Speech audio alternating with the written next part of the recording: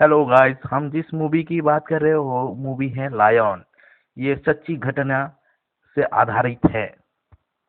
आता है जिसका नाम सरू है।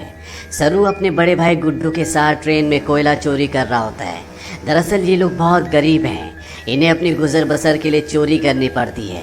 ये दोनों ट्रेन से बहुत सारा कोयला चोरी करते हैं और उस कोयले को एक दुकान में बेचने के लिए जाते हैं। उसी दुकान में जलेबियाँ भी बन रही होती है। सरू अपने बड़े भाई से कहता है कि मुझे जलेबी खानी है। उसका बड़ा भाई कहता है कि एक दिन मैं तुम्हें जलेबी ज़रूर खिलाऊंगा। उसके पास इतने पैसे नहीं है कि वो अपने छोटे भाई को जलेबियाँ खिला सके। सरू कहता है कि एक दिन हम दुकान की सारी जलेबियाँ खरीद लेंगे।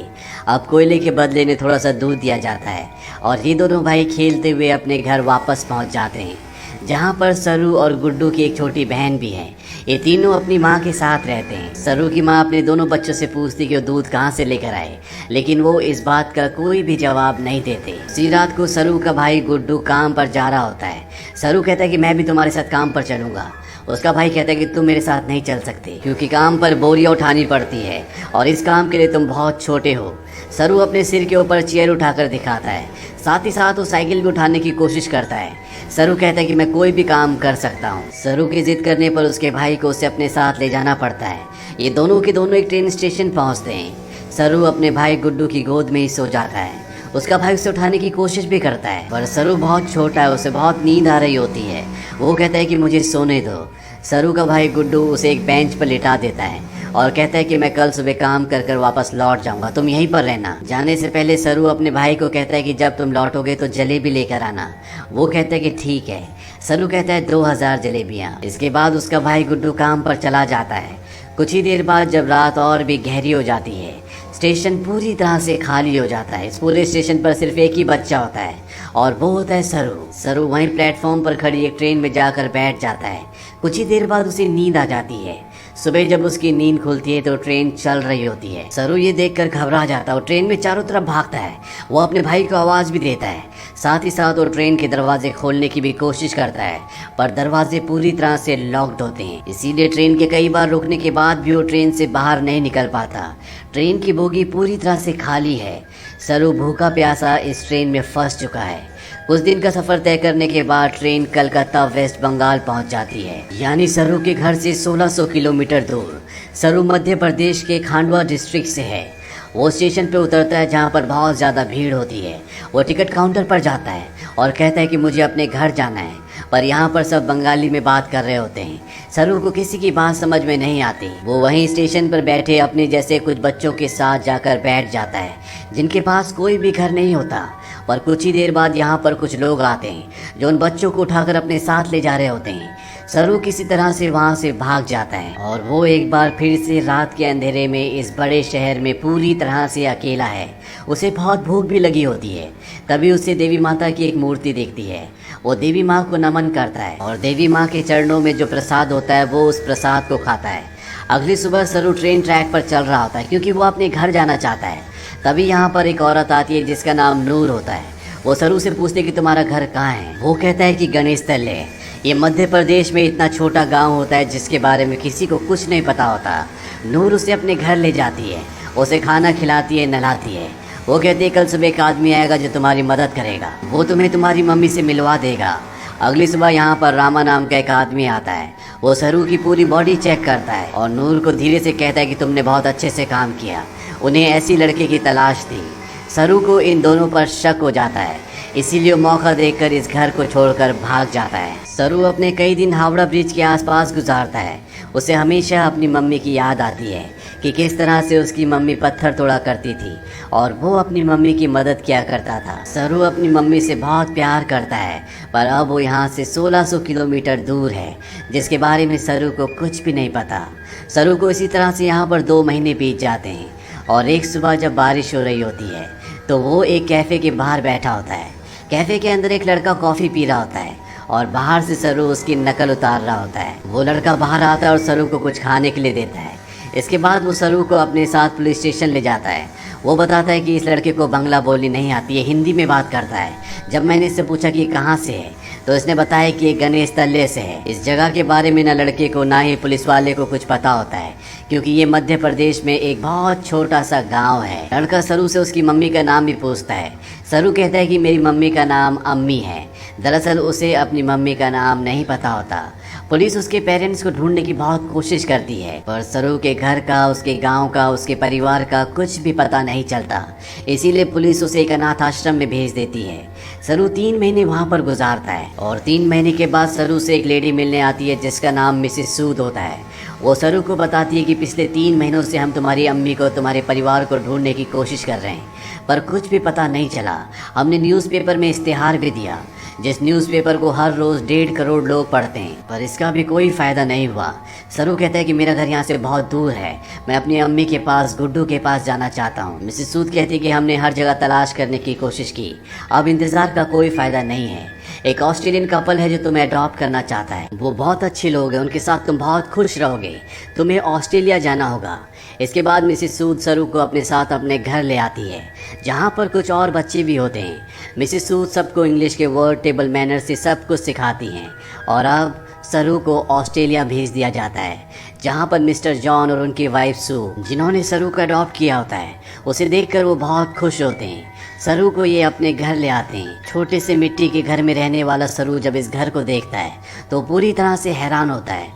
साथ ही साथ वो बहुत गुमसुम भी होता है, क्योंकि ये देश, यहाँ की हवा, मिट्टी सब सरू के लिए पूरी तरह से नए हैं।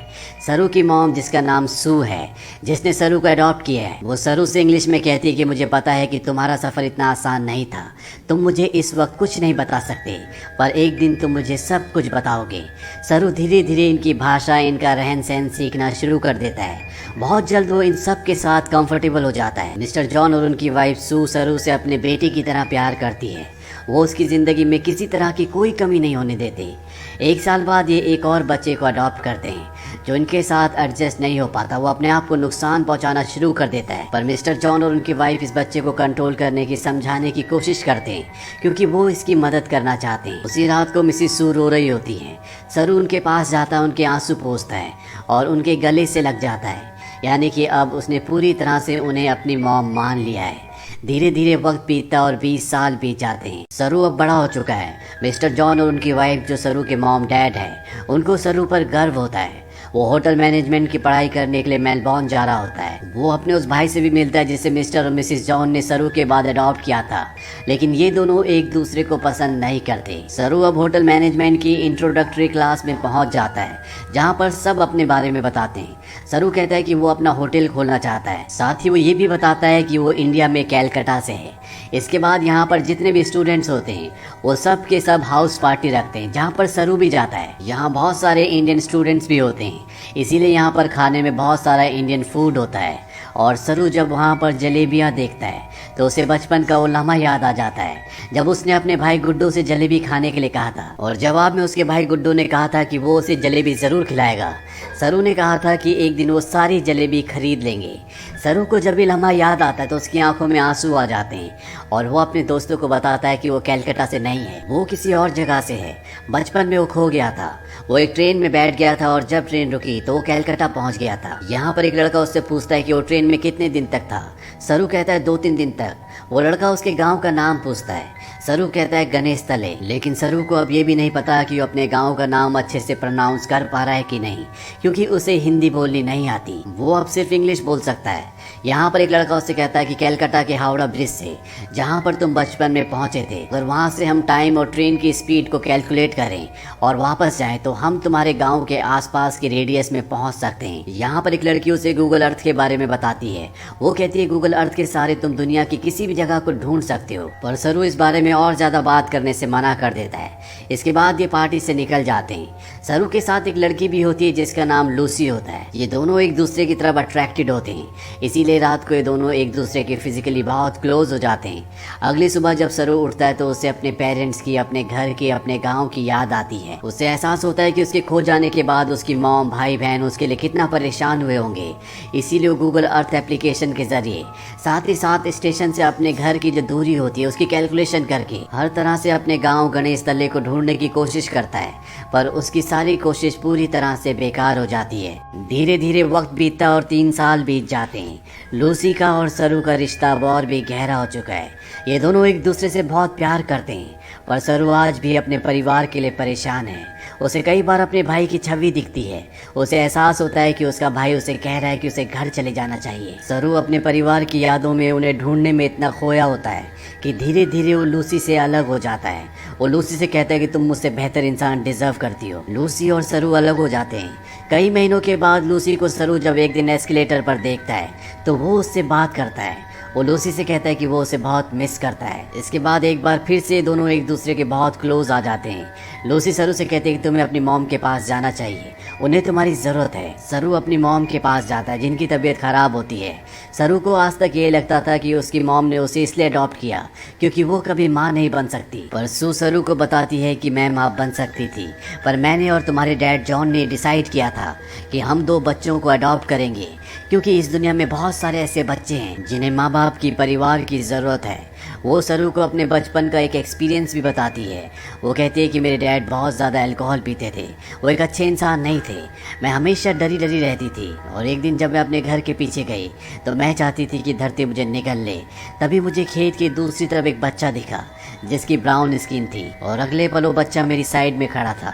उस पल मुझे एहसास हो गया कि अब मेरी ज़िंदगी में सब कुछ ठीक होगा। फिर तुम और तुम्हारा भाई मेरी ज़िंदगी में आए, लेकिन अब तुम मुझसे बात नहीं करते, मुझे तुम्हारी ज़रूरत है। सरू को यहाँ पे एहसास होता है कि उसे अपनी मॉम का साथ देना चाहिए, और साथ ही वो अपनी बायोलॉजिकल मदर को भी ढूंढना चाहता, अपने भाई को ढूंढना चाहता है। इसीलिए एक बार फिर से वो गूगल अर्थ पर अपने गाँव को ढूंढने की कोशिश करता है, और जब वो इंडिया के अलग अलग हिस्सों को जूम करके देखता है तो उसे वो जगह दिख जाती है जहाँ पर उसकी मॉम पत्थर तोड़ा करती थी। इसके बाद वो धीरे धीरे आसपास के पूरे एरिया को सर्च करता है और उसे अपना गाँव, जिसका नाम गणेश तलाई है, वो मिल जाता है। उसे पता चल जाता है कि उसका गांव मध्य प्रदेश के खांडवा डिस्ट्रिक्ट में है। इस बात से बहुत खुश होता है। वो ये बात लूसी को और अपनी मॉम को भी बताता है। उसकी मॉम भी उसके लिए बहुत खुश होती है, क्योंकि उसकी मॉम और उसके डैड चाहते हैं कि वो इंडिया जाकर अपने परिवार से मिले। सरू अब भारत आ जाता है और वो उस जगह पहुंच जाता है जहां पर उसने अपना बचपन बिताया था। वो धीरे धीरे बचपन की यादों से आगे बढ़ता हुआ उस घर तक पहुंच जाता है जहां पर बचपन में वो अपनी मॉम, अपने भाई और अपनी बहन के साथ रहा करता था। पर अब इस घर में कोई भी नहीं रहता। वो आस पड़ोस से पूछने की कोशिश भी करता है, पर उसकी भाषा किसी को भी समझ नहीं आती, और ना ही अब वो हिंदी समझ सकता है। तभी वहाँ पर एक आदमी आता है जिसे इंग्लिश आती है। सरू उसे अपने भाई का और अपनी बहन का नाम बताता है। उससे पूछता है कि जो परिवार पहले इस घर में रहता था अब वो कहाँ चला गया, पर वो आदमी उसकी बात का जवाब नहीं देता, वहाँ से चला जाता है।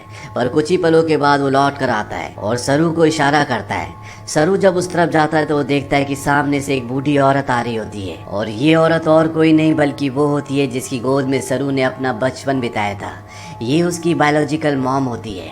वो उनके गले लगकर बहुत रोता है। सरू की मॉम आज तक इस गांव को छोड़कर इसीलिए नहीं गई थी क्योंकि उसे यकीन था कि एक दिन उसका बेटा लौटकर जरूर आएगा। सरू की बहन भी यहाँ पर होती है।